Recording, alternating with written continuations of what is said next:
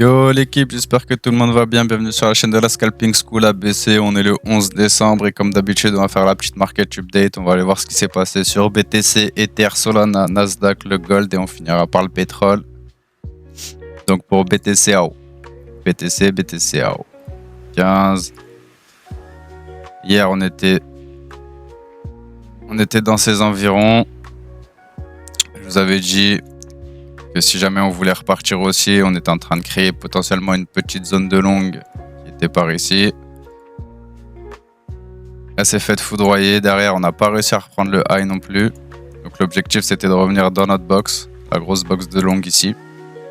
Actuellement, on a bien retapé la petite box de longue. On va patienter, on va voir ce qui va se passer par la suite. Mais un beau petit rebond. On va attendre de voir la fin du move. Ce qui est chiant, c'est qu'on est descendu tout droit, donc on n'aura pas vraiment de belles zones de short pour le moment, si ce n'est un retour sur cette grosse zone. Donc si vous arrivez à prendre le mouvement, revenir récupérer ça, tant mieux. On n'est pas à l'abri d'avoir simplement un petit rebond en 3 comme ça, avant de continuer la baisse. On va suivre ça attentivement. On va pas se précipiter. On va aller voir Ether, ce qu'il nous a donné. Ether, pareil, on était à peu près ici. Je vous avais dit qu'on pouvait aller rechercher le high. C'est ce qu'il a fait. Depuis, il a cassé ses zones. Donc maintenant sur Ether, ça va être la même chose que BTC. On n'a pas réellement de zone sur la descente là sur du M15. Après en plus petite time frame sur du M1, du M5, on aura des choses à jouer. Mais pour les grosses TF, il faudrait patienter un retour à minima dans cette zone pour commencer à envoyer des longues. On va rester patient. On va attendre de voir comment le prix se développe. On va aller voir du côté de Solana ce qui s'est passé aussi. Solana beaucoup plus impulsif, plus agressif que BTC et Ether. On était venu revisiter la zone de short depuis on avait commencé à décliner. On est remonté prendre la première liquidité.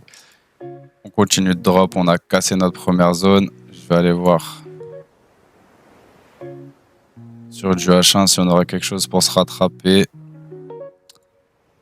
Et actuellement, on est en train de prendre la dernière liquidité sur mon H1 avec potentiellement une petite zone de rebond. Oh là là! Ici. Pour l'instant, la zone tient. Malheureusement, comme le mouvement était assez impulsif, on n'aura pas de zone proche pour continuer à shorter sur du M15. Il va falloir attendre un retour à minima dans cette zone et dans cette zone. Donc actuellement, on va patienter, on va attendre de voir. En petite unité de temps, je pense qu'il y aura encore des setups à prendre là-dedans. On va aller voir le petit Nasdaq. Nasdaq, pareil. Vous avez dit, en remontant en 3, on reprend le high, ou alors on dévisse, on revient chercher la zone. Il n'est pas venu tout à fait chercher la zone, mais il s'en est rapproché fortement. Donc là, actuellement, avec la FOMC d'hier, le marché a bien vrillé. Donc, si vous voulez shorter sur Nasdaq, il va falloir attendre à minima de revenir dans cette zone.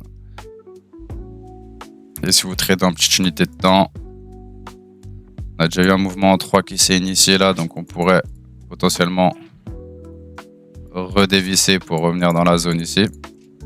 Si on voit que le mouvement continue à push, pourquoi pas prendre des longues et target cette zone de liquidité. Pour ce qui est du gold, ça parle de lui-même. On devait revenir ici. Ça a tenu avec la FOMC. On a eu le gold qui a pump. Depuis, on commence à retracer un petit peu. Actuellement, ce qu'on aimerait voir, c'est un retour sur cette zone pour longue. Juste aller regarder si on n'a pas... Ouais, je pourrais affiner cette zone comme ça en full fill de gap M5, pardon. On va attendre de voir ce qui va se passer.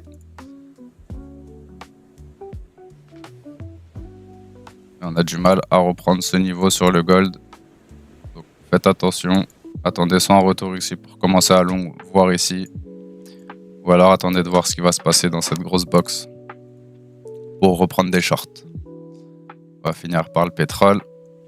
Le pétrole hier, pareil. On avait une belle zone ici à venir revisiter. Depuis qu'on a touché, on a drop instant. On arrive sur le lot.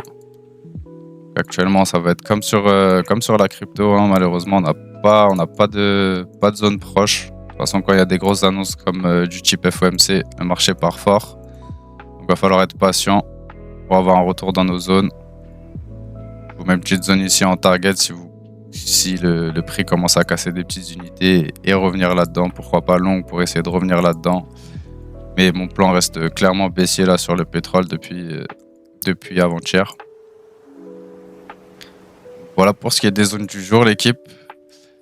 N'hésitez pas à commenter hein, si vous voulez des analyses sur d'autres coins. Hein. Moi, je suis là pour ça.